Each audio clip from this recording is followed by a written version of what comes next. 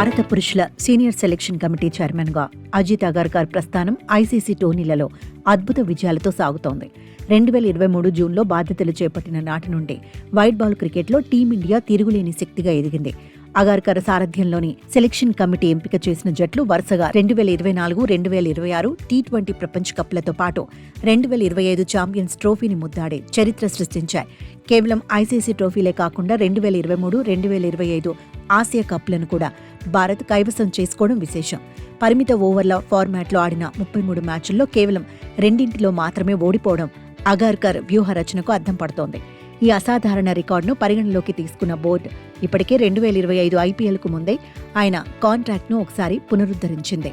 అయితే ప్రస్తుత పరిస్థితుల్లో అగర్కర్ చూపు 2027 వన్డే ప్రపంచ కప్ పైనే ఉంది.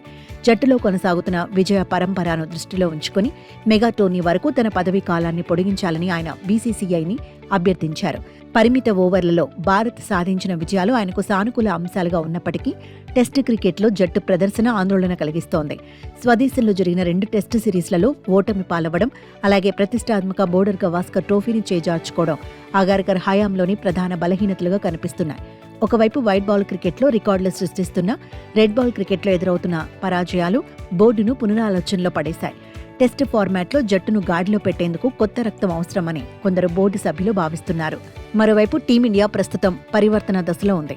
రోహిత్ శర్మ, విరాట్ కోహ్లీ, రవిచంద్రన్ అశ్విన్ వంటి సీనియర్ దిగ్గజాలు ఇప్పటికే వివిధ ఫార్మాట్ల నుండి రిటైర్మెంట్ ప్రకటించారు. అశ్విన్ అంతర్జాతీయ క్రికెట్కు పూర్తిగా వీడ్కోలు పలకగా రోహిత్, విరాట్ కేవలం వన్డేలకే పరిమితమయ్యారు. ఇలాంటి కీలక సమయంలో జట్టుకు స్థిరమైన నాయకత్వం, స్పష్టమైన ఎంపిక విధానం అత్యవసరం. అగర్కర్ స్థానంలో పశ్చిమ జోన్కు చెందిన మరో మాజీ ఆటగాడిని నియమించాలని చర్చలు జరిగినప్పటికీ అది కార్యరూపం దాల్చలేదు.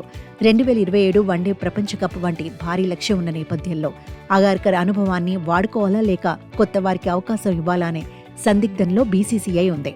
అగర్కర్ అభ్యర్థనపై బోర్డు తీసుకునే నిర్ణయం భారత క్రికెట్ భవిష్యత్తు దిశను నిర్దేశించనుంది.